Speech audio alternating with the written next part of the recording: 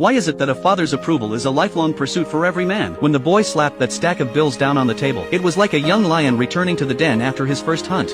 Who saved room for banana cream pie? I called the big piece. Chrissy made dance squad captain.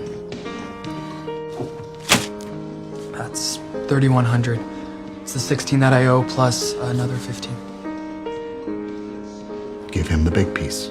But this young man, who now understood family responsibility, just a month ago, he had been nothing more than a rebellious teenager who skipped class and goofed around with his friends. They treated smoking and gambling like they were cool and trendy, dreaming of making big money every single day. So after summer break started, they planned to secretly brew beer in the family cellar and sell it to kids their age at school. They were thrilled, thinking they'd found a shortcut to financial freedom and a way to prove to their parents they weren't useless. But the plan was quickly discovered by Jim's parents. His father was furious, and his mother was deeply disappointed. Seeing the situation turn bad, his friend Moose ran away in fear. I'm the one that came up with the system. System? What is the system? A secret system for big money long shots. You're 14 years old! You don't have a frickin' system! By the time Jim came back out, Moose had already lit 2 cigarettes, handing one to him, who had just been scolded, to ease his sorrow. No one knew how restless a teenager's heart could be. All Jim had were his parents' ultimatums. He had to find a proper part-time job within 3 days, or he would be sent to military school. Jim resigned himself to scanning the job ads in the newspaper. Just then, a car pulled up next door. A girl who had just moved in caught Jim's eye. He was so absorbed he forgot to hide his staring, until she noticed and called him out, and he shyly ducked his head. That afternoon, while Jim was trimming the lawn at the front door, his nose red from pollen allergies, the girl, Micah, came over and said hello. She immediately gave him a nickname, Shit Pig. Why are you doing that?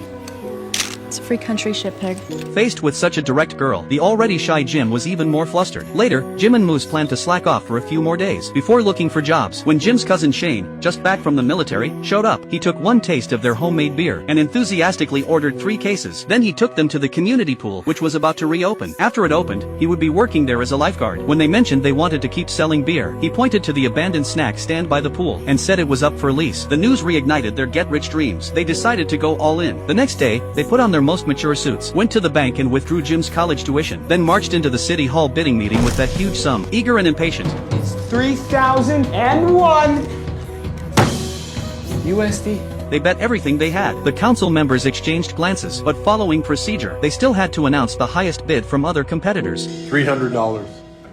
Well, boys, you got yourself a snack shack.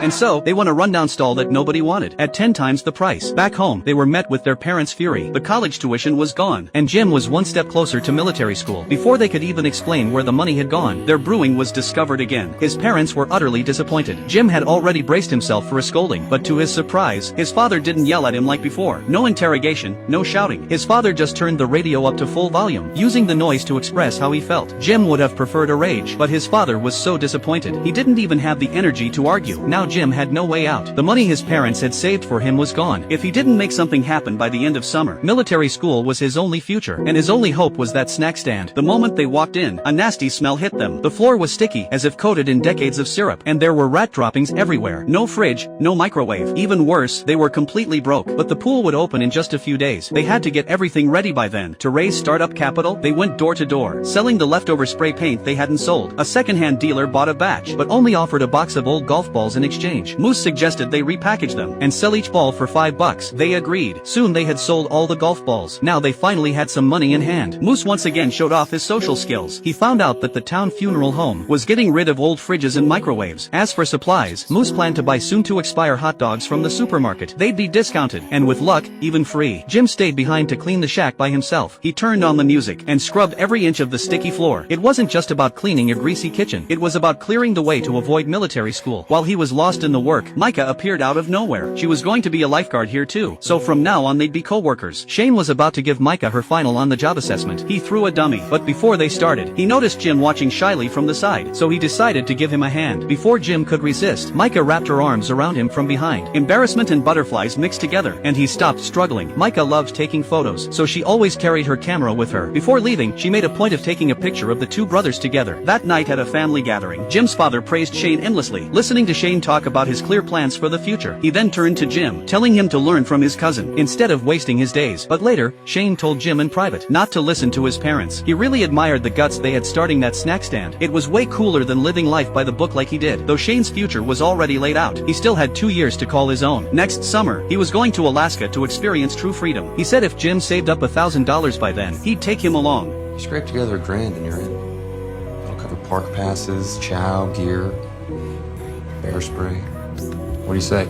The Alaskan wilderness, the legendary grizzly bears, and that all-important can of bear spray. Together, they had woven the secret pact between the two brothers to celebrate their upcoming venture and to briefly escape their real-life worries. Shane took them out for a wild night. They ran into their school rivals at a card parlor, so they bet everything they had and, fueled by alcohol and a lucky streak, they won big. That money was enough to wipe away all their stress and troubles. They indulged all night long in alcohol and nicotine. The next thing Jim knew, he was waking up hunched over the toilet at home. Moose had already blown up his phone, urging him to get to the snack stand. Jim was late on their first day, but when he dragged himself over with a bag of ice, the first day's business gave him a pleasant surprise. The sight instantly washed away his hangover. Kids were waving wet dollar bills, screaming as they swarmed the stand. Hot dogs and fries were the hottest commodities here. They were so busy they didn't even have time to wipe their sweat. Micah came by to buy a drink too. When she appeared with that sunny smile, Moose was also captivated, unable to look away. When they counted the day's earnings that evening, the $1,600 felt like a dream. After Moose separated the costs of ingredients, the two split the profit evenly, ending a lucrative day. Exhausted as he was, Jim couldn't calm his restless heart. He sat by the window, his only thought being to catch a glimpse of Micah next door. Even just one look could make him smile like an idiot for hours. But the next day, when he got to the stand, he found Moose chatting and laughing with Micah, making jokes about Jim being late. Jim felt a stone drop in his chest. Clearly, both of them liked Micah, but neither said a word. A subtle rivalry formed between them, unspoken. Still, the joy of making money outweighed everything else. Their business got better and better, and the cash box grew fuller. Two broke teenagers had finally tasted wealth. They started spending big. They ran into a shoe store and bought several pairs of the latest sneakers, reveling in the satisfaction money could buy. But making that much money also attracted trouble. Some school bullies, jealous of their success, came looking for a fight. Faced with their provocation, the two fought back together, but they were no match. The bullies had them cornered. Then Shane charged in, and with a few clean, swift moves, took him down. When the bully's friend came to help, Jim shed his usual cowardice and knocked the guy flat.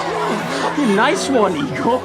Shane's commanding presence soon sent them fleeing. Not only did Jim and Moose come out unscathed, but they also earned a moment of glory. A few days later, they had finally saved up their first real chunk of cash. Moose suggested investing it in stocks, but Jim had other plans. He would set aside $1,500 for the trip with Shane, and as for the rest, he'd take it home first. That afternoon, Jim slapped a thick wad of bills onto the dinner table. Then he pulled out an envelope and handed it to his father. Inside were 2 tickets to see the Mannheim Steamroller, his parents' favorite band. Jim wasn't showing off or being proud. He was making amends for the tuition money he'd wasted. When he saw the look of relief and pride on his father's face, he knew his efforts hadn't been in vain. That night, the exhaustion of the past days finally hit him like a wave. When Moose invited him to a party, he turned it down. All he wanted was some peace, but then Micah sent him the same invitation. For the girl he liked, his fatigue vanished in an instant. Jim said yes without a second thought. They walked the streets together, and Shane happened to drive by and gave them a lift to the party. Jim led Micah to a quieter corner, only to find Moose already there, and he saw them standing close together. From that moment, a rift grew between the two friends, but things only got more confusing for Jim. Even though Moose was giving him the cold shoulder, Micah didn't distance herself from Moose either. She still stayed close to him. That ambiguity tortured Jim, who already lacked confidence. The stalemate in this love triangle was cut through by Shane's sharp observation. He said Jim needed to take action right away. Micah wasn't interested in Moose. She's just waiting for you to make a move. I'm telling you.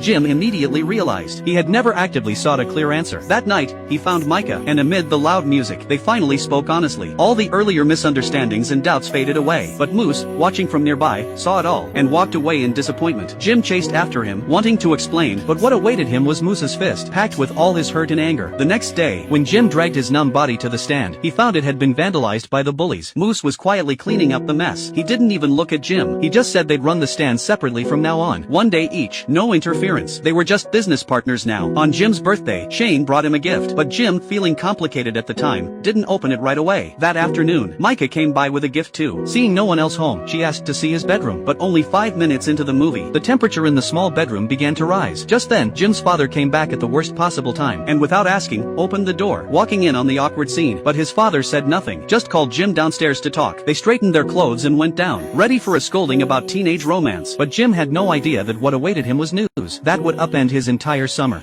There was an accident out on 75. Shane got killed.